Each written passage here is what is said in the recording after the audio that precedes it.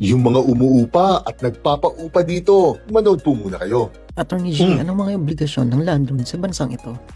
Una, proper handover of leased premises. Siyempre po, obligasyon na nagpapaupa sa inyo na ipasa ang leased premises sa inyo na naaayon sa napagkasunduan at sa kontratang pinirmahan ninyo. Halimbawa, kung magiging tirahan po ang leased premises na ito, dapat lang po na habitable itong ita-turn over sa inyo o yung matitirhan po talaga ito. At kapag as is, where is naman po ang usapan ninyo, wala pong karapatan ng umuupa na magreklamo kung marami po palang kailangan munang ipagawa bago po tuluyang maggamit ng maayos ang leased premises na ito. Ang pangalawa, timely repairs on leased premises. Obligasyon po ng nagpapaupa sa inyo na ipaayos kaagad ang mga nasira sa paupahan nito as soon as na-i-report po ninyo ito. At ang hatian po ng obligasyon ng pagpaparepair o pagpapaayos ng nasabing paupahang ito ay karaniwang nagdedepende po sa kontratang pinirmahan ninyo. Ngunit kapag wala pong kontrata kayo, ang karaniwang usapan po dito ay ang minor repairs po ay karaniwang sagot ng umuupa sa inyo at ang major repairs naman po ay karaniwang sagot na ng landlord ito. At ang pangatlo, allow peaceful possession of leased premises. Kapag nagbabayad po sa tamang oras ang umuupa sa inyo at sumusunod po sa kasunduan nito, obligasyon po ng nagpapaupa na bigyan ng peaceful possession o mapayapang paggamit ng leased premises ang nasabing umuupang ito. Ang ibig sabihin lang po nito ay wala pong karapatang dalaw-dalawin ng landlord ang nasabing leased premises at pakialaman ang bawat galawan ng umuupa dito at lalong wala pong karapatan ang nasabing landlord na ipaayos o papalitan ang pagkabuo ng nasabing leased premises na ito, lalo na kung hindi na po magagamit base sa orihinal na usapan nito. Bukas, pag-usapan naman po natin kung ano ang mga remedyo ng nagpapaupa at umuupa kapag hindi na po sumunod sa kasunduan ang isa sa kanila.